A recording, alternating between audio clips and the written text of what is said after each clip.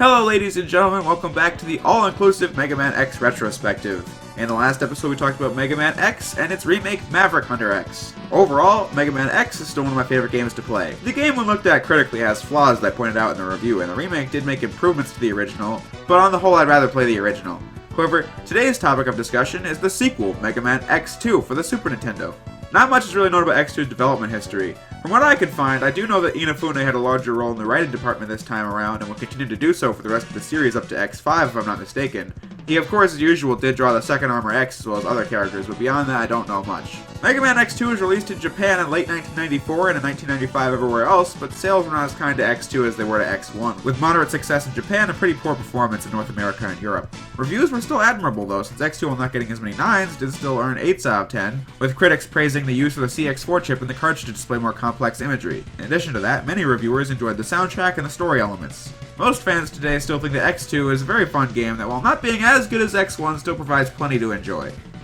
As a side tangent, I think it's interesting to note the fact that the Super Nintendo version of Mega Man X2 is the only version of it that exists. I don't count Wii U ports or anything like that. I mean, at the time, it didn't get a PC version or a port to another commercially relevant console, or even a remake. Point being that that's the only game in the series that you can say that about. There's next to no relevance in me telling you that. I just thought it would be cool since, like I said, every other console game in the series had ports to other systems or enhanced versions of some kind. I had played X2 almost immediately after beating X1, so I fell in love with that game after first playing it. So on that day, I downloaded Mega Man X2 and Mega Man X3 on the Wii U, as well as X4 and X5 on the PS3. From there, play all the main timeline games till, like I said last time, I beat Mega Man Legends 2 at the end of 2015.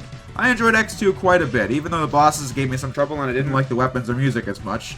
I thought X2 was a decent follow-up, not much more. So how do I feel now? Well, let's start with that story. Mega Man X2 takes place 6 months after the death of Zero and the defeat of Sigma at the hands of X.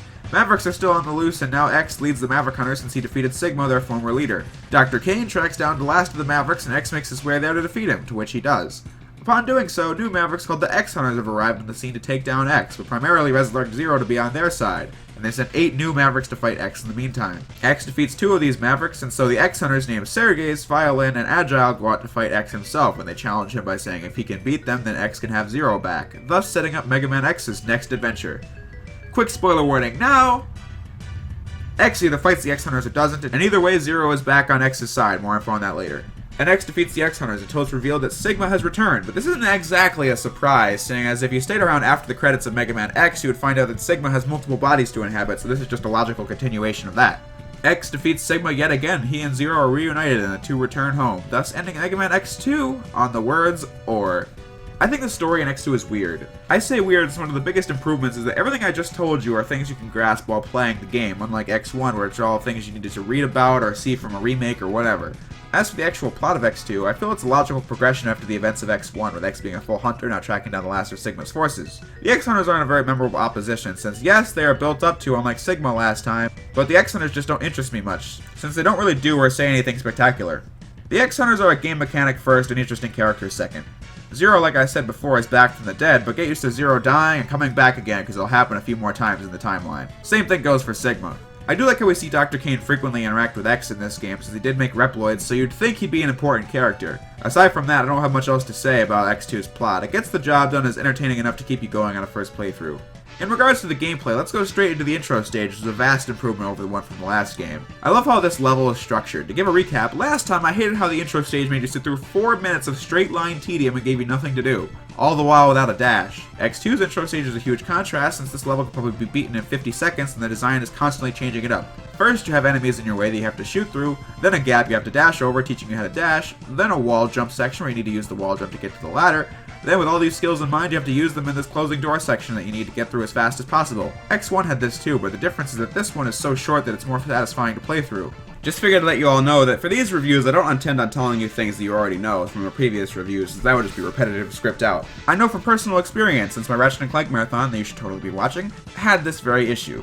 So anyway, from the intro stage, we're thrown into the action with 8 new Mavericks to select, each level packed to the brim with more combat challenges and more platforming, as well as other conditions that get in your way.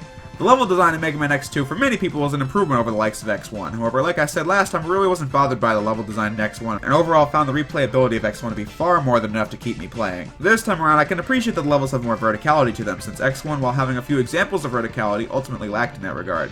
To me, it seemed noticeable that X2 had far more gimmicks in the level design than X1.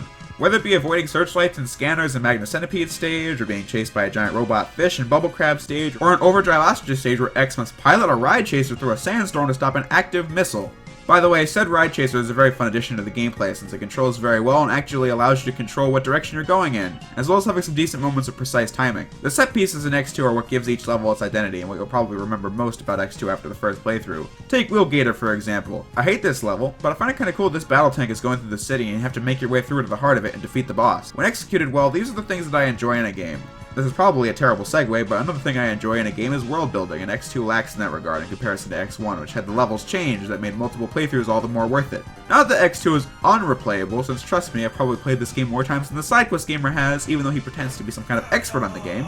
Moving away from level design, Mega Man X2 starts off with X's abilities just as low as they were last time, with the only exception being how the dash is made available at default, which means that there isn't a chance you'll have to slow walk your way through areas at all in this game, or even again for the rest of the X series. Regardless, X still has to collect 8 new heart tanks, with one located in each Maverick stage that upon being collected boosts your health. 4 sub-tanks which refill X's health bar with the same benefits and drawbacks from the last game. Although I like how in this game there are several spots where you can use a charged up silk shot to create massive amounts of health to easily fill your sub-tanks. But of course you have to know about that in the first place. The placement of these power-ups is pretty annoying, since some of them are obscured by walls, or underground, or above the pathway the game is nudging you along. X1 had a few of these, but overall X2 has a lot more items that are not easy to come across. And if not for that reason, then some of them are just straight up annoying and pixel perfect to get, like the arm parts using the strike chain method, or the heart tank in Crystal Snail stage, or the sub-tank in Magna Centipede stage. In response to my argument that some of these abilities are annoying to find, I don't know exactly what you're writing in the comments section, so I just suggest holding off till the video is over. In between games, X evidently ditched most of the first armor parts, but lucky for him, Dr. Light just so happened to record 5 extra messages as well as constructed 5 new parts for X to use. The arm parts allow X to charge up 2 big shots that ignore an enemy's invincibility frames and is honestly my favorite weapon in this game given how much damage it does. The foot parts allow X to dash horizontally in the air, which can come in handy toward the end of the game. The body armor reduces damage by 50%, and with damage taken from a laser beam, X can convert that damage to energy for the Giga Crush, an incredibly useless attack that doesn't do much for damage on mini bosses or regular bosses. And while it does hurt regular enemies, the X-Buster does a fine job with that already. I only ever use it when fighting Sergeus in X-Hunter Stage 2, since it makes the first phase of his boss fight go by in no time. The head parts allow X to scan for hidden areas and secrets, and this is many people's rebuttal when I say the power-ups are very obscure. The thing is, you have to go out of your way to use this thing, meaning you'd have to know there was a power-up there already to even guess that maybe this part of the floor that looks exactly like the rest of the unbreakable floor can suddenly be broken. You can just spam it the whole level, but the problem with that is you can't defend yourself at all when using this thing. So, either take the hits, or you just don't bother with this garbage. With that said, with all these parts found, you've assembled the second armor, and are more powerful than you were before. In comparison to the first armor, the second armor is fine, since on the whole, both are pretty much the same. Pretty much every Mega Man X armor is an improvement from being regular X, that's all that really matters at the end of the day. Assuming you collected every ability I've mentioned so far, in X-Hunter Stage 3 you can obtain the Shoryuken, another ability from Street Fighter. I find the button combination to be far more annoying to execute than the Hadouken, and I notice the results are inconsistent as to whether or not it kills the boss in one hit. In general, I prefer the Hadouken because of easier use and because of how much more effective it is in comparison to the Shoryuken. But the fact that you don't have to die a million times to get it is a plus. Mega Man X2, like I said, has 8 new Mavericks to fight, those being in weakness order: Wire Sponge, Wheel Gator, Bubble Crab, Flame Stag, Morph Moth, Magna Centipede, Crystal Snail, and Overdrive Ostrich. Like I said last time, playing this game that way would make fighting bosses more comfortable for new players, but this would result in backtracking since most of the items needed in one stage must be acquired in another level. My order is Wire Sponge, Wheel Gator, Flame Stag, Bubble Crab, go back to Bubble Crab since you need his weapon and the arm parts to get the sub-tank, Overdrive Ostrich, Crystal Snail, Morph Moth, and finally Magna Centipede. A vast improvement over X1 is that no matter how bad a first-timer's route through the game is for item collection, at the very least in X2 all these bosses are beatable as a first pick. I think it might get a game over or two on Morph Moth or Magna Centipede since both bosses are very complex considering how Morph Moth is in 2 phases and Magna Centipede has the ability to take away your moves. I think these bosses are more beatable simply because the game, like I said, gives you the dash at default. That doesn't mean I like all of them though, as in I hate Wheel Gator due to how long the boss drags on, I hate Crystal Snail because of how he freezes you and slows down time, and for another reason I'll get into way later. The weapons in X2, at least to me, are noticeably weaker than X1's selection. What I enjoy immensely is that the weapons still interact with the environment, like how Wheel Gator's weapon cuts through certain surfaces on the ground or on the walls. Another example being how the strike chain can attach X to the walls despite being immensely finicky. Or how in Wire Sponge's stage, several different weapons can change the weather in the stage. In general though, as weapons, I don't find many of them more effective than the X-Buster. the boss that the weapon works against being an obvious exception. In levels like I alluded to earlier, the arm parts do the job much better than say the Sonic Slicer. Not that these weapons aren't good when fighting, it's that they present me no tactical advantage over the arm parts. Many of them suffer from low damage output, slow wind up, or like I said, no real advantage to using it in combat, or maybe even all of the above. Not much more can really be said about this topic though, so moving on. One of the biggest new features in X2 is that the new villains, the X-Hunters, after beating 2 Mavericks, will spawn into the levels and challenge you for a piece of Zero. Sergase is the one I fight first since he always goes to Flamestag's level after I beat Wire Sponge and Wheelgator. His pattern's all over the map though, sometimes he might drop bombs, or raise shields, or jump in the air. I don't think there's much strategy in this fight, so I just spam charge shots and hope I win, and the odds are so hard to predict since I have played this boss many times and sometimes I effortlessly kill him and other times I get my ass kicked. Agile is a complete joke since you can lock him into a pattern where you can continuously hit him and call it a day. Lastly though is Violin, who is by far the most difficult of the X-Hunters. Nevertheless, he still doesn't require much of a strategy because most of the time he swings around a wrecking ball that does an obscene amount of damage to you, and it will lock onto your position. If you couldn't tell, I think these bosses are very poorly designed. However, the bosses themselves aren't even the only thing of note here. The map tells you where they are, and if you go to that level you need to track them down somewhere on the stage. It shouldn't take too much effort to find them, but the larger issue is that if you beat the stage's boss, you lose that chance to face that X-Hunter. Like I said, beating each X-Hunter results in you getting a part of Zero, which is nice I guess, but ultimately doing this side quest means nothing at all for 2 reasons. 1. The X-Hunters reappear again to face you at the final levels with a few new tricks up their sleeves. All I'm thinking is, what was the point exactly? If I had to go out of my way to fight these guys and I get no payoff, then why should I bother doing it in the first place? You might be saying that your reward is that Zero is rebuilt, but wait! Reason 2 is that by beating the 3 X-Hunters in the Maverick stages results in Zero being rebuilt, yes, but nonetheless, if you don't beat the X-Hunters, then Zero is rebuilt by Sigma and his crew, and after a pathetically short and easy boss, Zero returns to the light side again, thus beginning the final boss. Either way, the ending is the exact same way no matter what you do. I don't count not having to fight a forgettable and easy boss as a difference, by the way, since it's so minuscule it's not even worth mentioning. So the point I'm making is, the X-Hunter side quest is completely pointless and could have been removed from the game and I would miss nothing. If the bosses aren't fun to fight, there's no room for error present, I have to go out of my way to defeat them, and the reward is next to nothing, I'm sorry, but after that I can only look at the X-Hunter quest as a failure that only serves to waste my time. With all that out of the way, the final stages can commence. X2's Fortress stages are decent for the most part. The first one does a great job reusing things you learned already in the game by putting these skills to the test. The second stage manages to kill me a few times while these spikes present in the first half, but the level goes on for like a minute, so I can't complain. The last stage is a pretty huge pain in the ass since you have to mess around with this extremely stupid platform that is insanely finicky, making any type of precision necessary to make it through this part almost impossible. Luckily, you can bypass it with some well-placed dash jumps and Crystal Snail's weapon, but it's still very annoying. One thing X1 got right was how they handled the boss rush. In that game, X fought a few of the bosses in each Sigma stage so you wouldn't have to waste several minutes of your time fighting them all at once. Which is exactly how this game does it. It just feels like it's taking forever to effortlessly kill all these bosses with their weaknesses. When that finally ends, you have to go through Magna Centipede stage again, but this is the final level? What a waste. I just don't see why I have to play half of this level again, honestly. It only serves to waste my time, yet again, before the final boss. Speaking of which, the final boss then begins and Sigma is transformed from a Jedi to Wolverine as he fights you. The first phase isn't anything worth getting excited about, but after beating him, Sigma— what the— I think my reaction from the LP is pretty fitting here. What the fuck is that? Were they really that impressed with their wireframe animations that they decided to make it the final boss? Which, of course, the game slows down to shit afterwards, but, you know. I just used the Shoryuken on him to get him over with, honestly. The remark I made in the LP about them being impressed with their wireframe work is still how I feel now. The game, like I said, uses the CX4 chip on the cartridge to display enhanced graphics like wireframes, but I don't find that very impressive. Probably because when I was playing the game for the first time, games had already made the leap into the third dimension and then some. But ultimately, I wouldn't mind the effects as much if they weren't a contributor to another thing I have wrong with X2, and that's the frame rate. X1 had this as well, but dear lord, X2 from my experience is just as bad, if not worse than X1, since in my run, even the title screen was chugging along. If you're in Bubble Crab stage, do yourself a favor and destroy the machine that chases you down, because it kills the frame rate, making the level a hell of a lot worse to play. In general, this game just has so many moments of frame rate dips. But I hate it even more on Wheelgator stage, where the whole screen constantly shakes.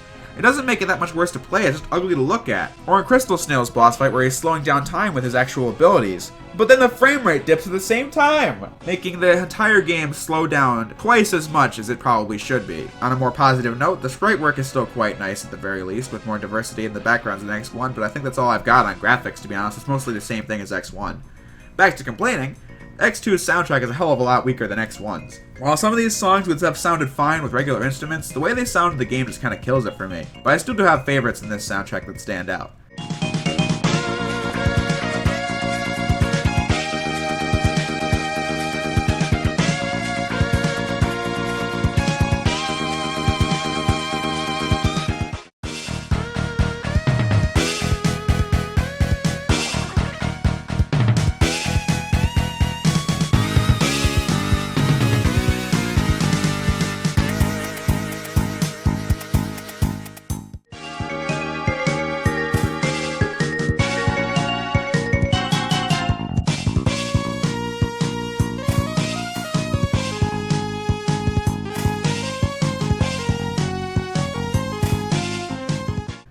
when I don't like it, I really don't.